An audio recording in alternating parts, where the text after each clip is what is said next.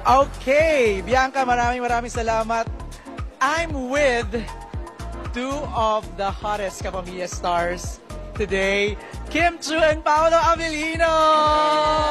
Hi, hello MJ. So this is the first time you're attending the ball together as a couple or a tandem.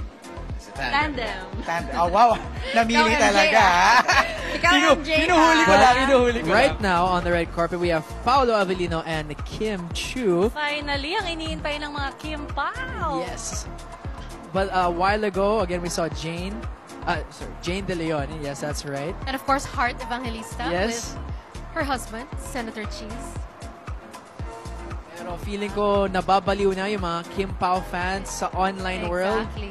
Once again, we want to hear your thoughts and your kilig feels using the hashtag ABS-CBN Ball 2025. Grabe, the thoughts. Kim from stunning in silver last year, diba? She goes for gold this year. And Paolo, as a fun fact, ayon kay David Milan, ang kanyang the detail on his coat is really inspired by the poetry of Jose Rizal.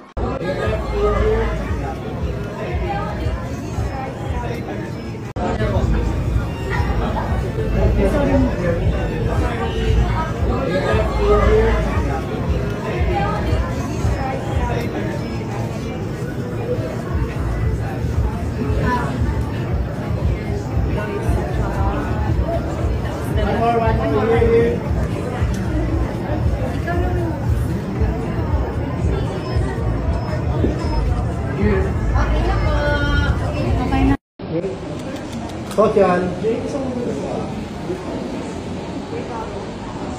then official here, and then Rappler. Okay. And then